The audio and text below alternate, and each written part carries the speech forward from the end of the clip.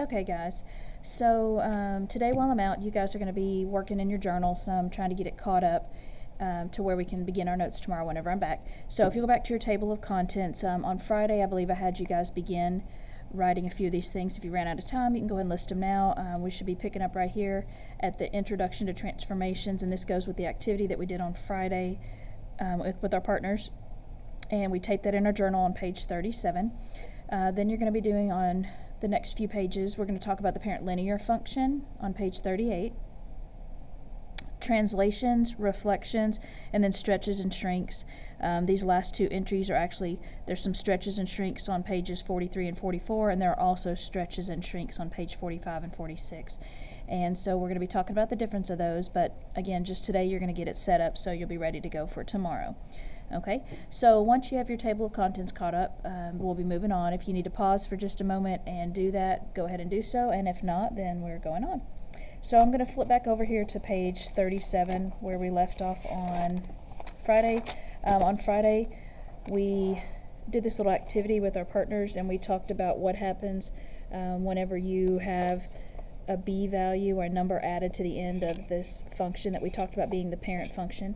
And so we explored a little bit about transformations. I had you fold that in half, and go ahead if you will fold it one more time over here. And on this left side of page 37, we're going to go ahead and define what a transformation is.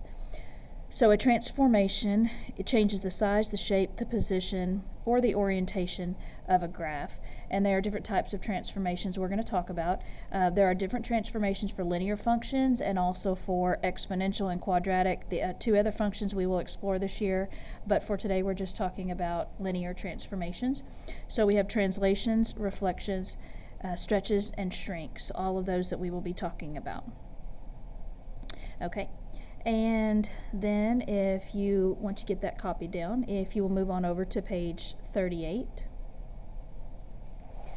And on page 38, we're going to talk about the parent linear function very briefly. So if you'll go ahead and copy up here where I've written the title, the parent linear function, that is the equation we talked about on Friday, which is y equals x, or sometimes it's written as f of x equals x. And you should have a small graph that you picked up as well, and you can glue that small graph in. And then we're going to put in a little xy table over here just to remind us of some of the values that are in the parent linear function. And if y equals x, that basically means whatever your x value is going to be the y value as well. Your input and your output will be the same. So if your input value is -2, your output is a -2. If your input is -1, your output is -1. If your input is 0, your output is 0, and so on. So we could come over to our graph and we could graph some of these points. We could graph the points -2, -2, -1, -1, 0, 0, 1, 1, 2, 2, and we could continue on. Now if you can get a straight edge, we'll go ahead and connect these into a line.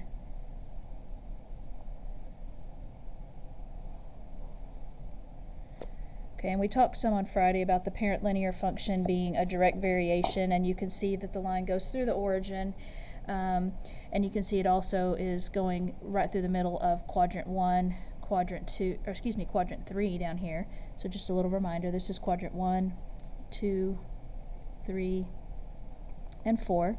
So this is how you graph the parent linear function. It is the most basic of linear functions, and our descriptions about our transformations are going to be based on beginning with the parent linear function and seeing what it looks like and how we can compare it back to that. So a little bit of vocabulary you're going to need to copy here at the bottom, and that is this first definition. It's what a family of functions is. A family of functions is a group of functions with similar characteristics. In this case, our parent function is the linear function, and so we're talking about all these functions that are straight lines. If it's a non-constant linear function, the parent function is f of x equals x. And the parent function is the most basic function in a family of functions. So I just gave you an example here of some linear functions. Y equals x, y equals 4x plus 2, y equals 3x, y equals 1/2 x minus 4, and y equals negative 1/3 x. These are all linear. We can tell that because we can see they're written in slope-intercept form. So they're all in the same family of functions since they're all linear, and we would say that y equals x is the parent linear function. It is the most basic of all these functions that are linear. So if you'll be sure that you have that copied down into your journal. And again, there are other parent functions, but in the family of linear functions, y equals x is the parent linear function. So that's why I made a note down here that it's the parent linear function.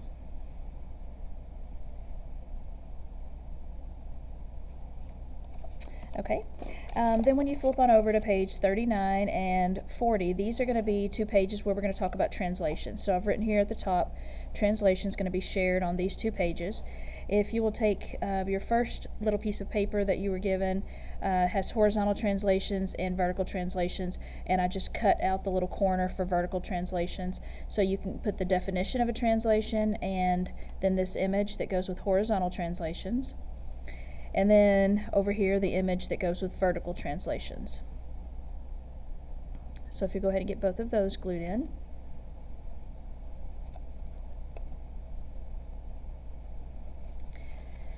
Okay, then if you flip over to page 41 and 42, now we're talking about reflections.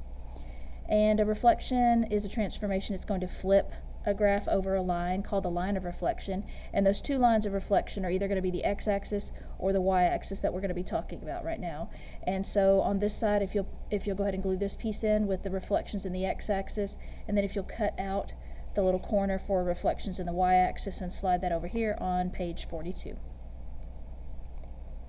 And I did go ahead and put a little highlighting, if you can go ahead and do that, so that you'll see the difference. On this right side, we're reflecting in the y-axis, so it's a line that's being flipped left to right.